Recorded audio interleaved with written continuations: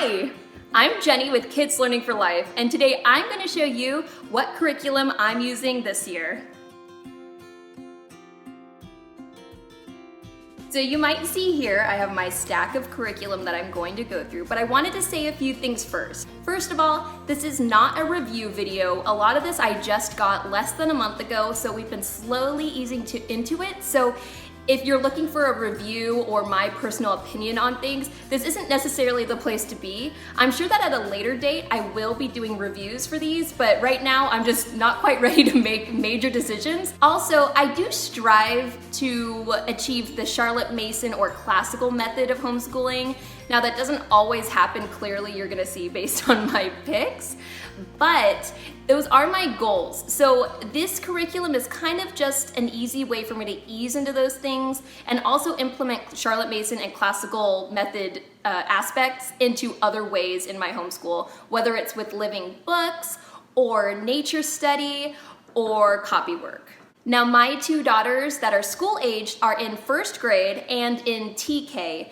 But for my TKer, I do just give her kindergarten or first grade level work. When we're going through all of the curriculum that I have that I'm currently using, just keep all of these aspects in the back of your mind so that you can kind of make decisions based on my choices that are best for you and your family. So first, let's start with math. My kids have basically since the beginning always used primary mathematics. Primary mathematics is also referred to Singapore math if you ever see those two. The names are kind of used interchangeably. So it consists of a workbook, which is what I'm showing you, and also a textbook that basically looks exactly like this. I really like these workbooks. So what we do is we go back and forth between the textbook and workbook. So if there's a new lesson, the textbook kind of goes into different ways to solve different kinds of problems, and then you have a bunch of problems in this workbook. Sometimes if the lesson is easy enough, I don't even go off of what the textbook says, we just kind of continue on in this workbook. This curriculum really emphasizes the importance of mental math, and it teaches things in a really interesting way that I would never even think to teach it that way. And I definitely didn't learn it this way when I was in school, otherwise I probably would have liked math more. They also recommend that you use manipulatives, which we do have. We have little dinosaur manipulatives that the girls actually play with even when we're not doing math, but they love that and they love this so far. My oldest daughter is almost in the 1B book. Like I said, we've been taking it really slow. So I would highly recommend that if you're just starting out a curriculum and don't quite know if it's for you. The best way is just to take it slow, see if you and your kid actively enjoy it or if you're actively dreading it each time you open it up, and go from there. Next, I'm gonna go into language arts, and I'm going to start with phonics. For phonics, we use Explode the Code. I felt like my kindergartner last year didn't really thrive with Hooked on Phonics, so I'm trying out Explode the Code, and this has just really cute workbook activities for the kids. They look like kids drew them. These drawings make me laugh sometimes. So Explode the Code takes a really simple approach to phonics. It's very repetitive, kind of like Hooked on Phonics, where it teaches you the consonant, vowel, consonant words first, and then it goes more into the blends, so the two consonants that are pushed together to make one sound. And it's, like I said, very repetitive, but I think it's really fun. And what I also like about this is that it teaches handwriting, which is something that previous programs I used did not do. If you use this and your kids are slowly just getting bored, just keep with it because I feel like it really progresses really nicely. Next, for language arts, I'm going to show you our literature curriculum. And for literature, we are using something new called Lightning Literature. This is a curriculum I just found by chance on the Rainbow Resource website, which I'll link below. And I liked it because it said that it was kind of Charlotte Mason influenced, and like I said, I kind of try for that, although I don't always make it there. But Lightning Literature is really cool, and it's kind of like, if you've ever heard of Brave Writer, it reminds me of that, just a little more guided, so that's what I like about it. It focuses on one book per week or per lesson. I don't always finish the lessons within 1 week, just full disclosure, but the first one that we've been working on is Harold and the Purple Crayon, and so the girls love that book. I kind of had to hide it from them when they were younger because they had a bad habit of writing on the walls. So now they're old enough to enjoy the book with us. It just goes into different questions that are both subjective and objective based on the text. So at first it talked about, okay, what is this book about? And your child is supposed to do some copy work. So they write, what is this book about? My daughter wrote, it's about a boy who loves to draw. And then next, what we've been recently getting into is the subjective questions. So she has been answering questions like, what did you like about this book? What did you think of this book? What is your favorite sentence from the book? I think that kind of stuff is really fun and really interesting, and I think she's really enjoying putting her own spin on the way that she analyzes the literature. Now I know that might seem a little bit challenging for just a first grader, but I think it's good to start young, kind of thinking critically about what we're reading. Now this is the student workbook, and it also comes with the teacher's guide that I use, but mostly I just go off of these pages. Once you get into a rhythm, you kind of know what you're supposed to do anyway, because you're supposed to reread the text multiple times in the same week, just to reinforce what you already read. And these pages are also perforated, so it's really nice to be able to just rip out the pages so she can use it, because this book is pretty thick. Now that we're done with language arts, we are going to look at science. And for science, we are using Evan-Moor Daily Science. Full disclosure about science, I don't really enjoy teaching science, and I'll tell you why. I feel like my kids do a really good job just learning science organically in life. So we go out and do nature study, we look at birds that are using our trees. We do all these things just on our own, and so science questions come up all the time, so I'm always Googling answers to things that they have. So for science, I'm not going to put a bunch of money into textbooks and workbooks for them to learn science, but I do want them to have some sort of like through line that they can refer to and that we can do together to learn new things, even if it's not necessarily as organic as just doing a nature study. What I like about this curriculum is it's actually designed kind of around a traditional school year.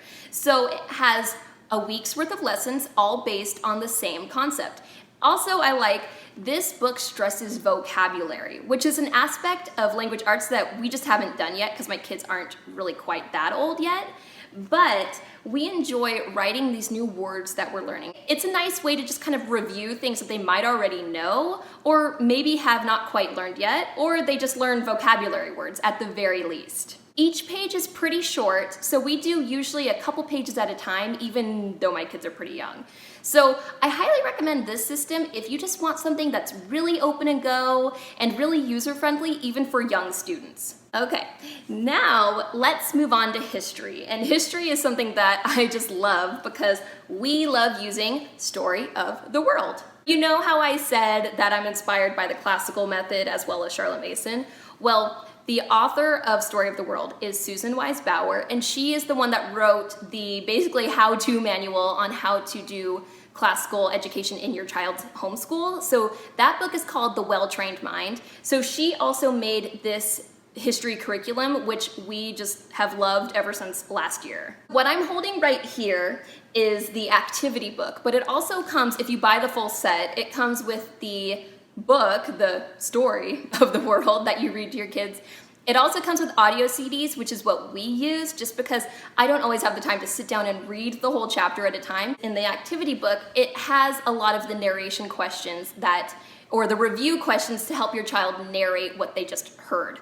So if we're reading the chapter or listening to the chapter, at the end I'll go back and just kind of read the review questions for them to remember what they listened to, and I find that it really, really helps.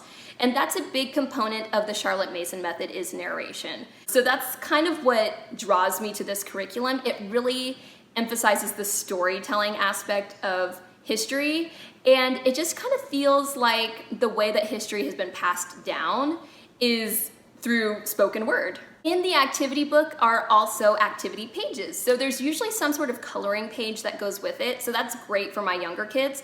For older kids, there are often other projects that you can do, like crossword puzzles or word searches, or even arts and crafts. So this curriculum is really great if you have kids of multiple ages all learning the same history lessons at the same time.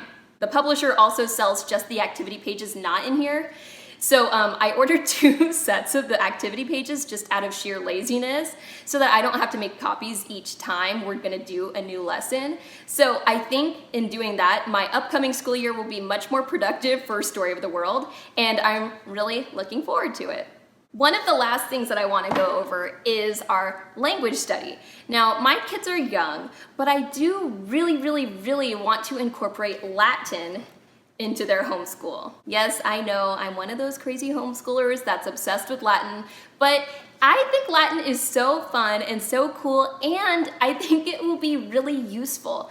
I kind of wish that I didn't spend so much time learning Spanish in high school, and I wish that I had just learned Latin, because even if you don't know a foreign language, as long as you understand basic Latin concepts, you can understand what words mean just by hearing them or reading them. So this is called Homeschool Latin. This is book 1. I believe there are multiple ones. I'm not quite sure, but this one you can start in 1st grade according to the website. So I got this for my 1st grader. We will implement it kind of more as an elective just for fun, just for now, because I want to instill a lot of fun around learning a language.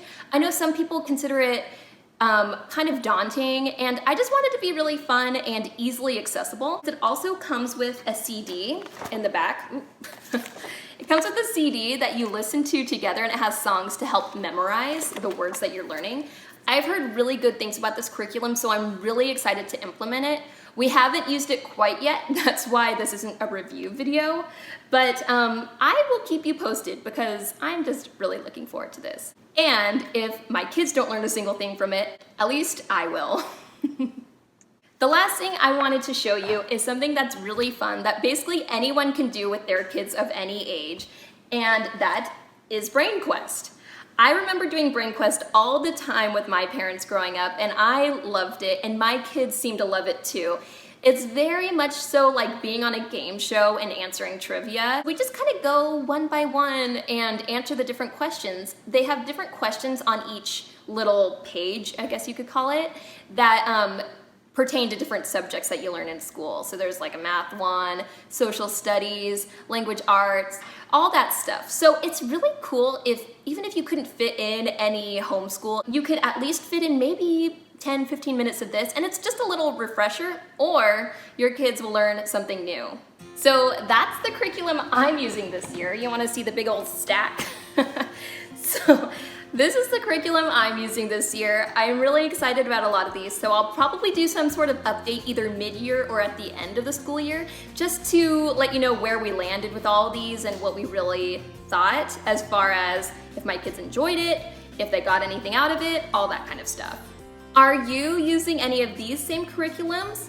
Let me know in the comments below. I'd love to hear what you guys think of them. Also, be sure to like and subscribe to this channel to see more videos just like this one. Thanks for watching. See you next time.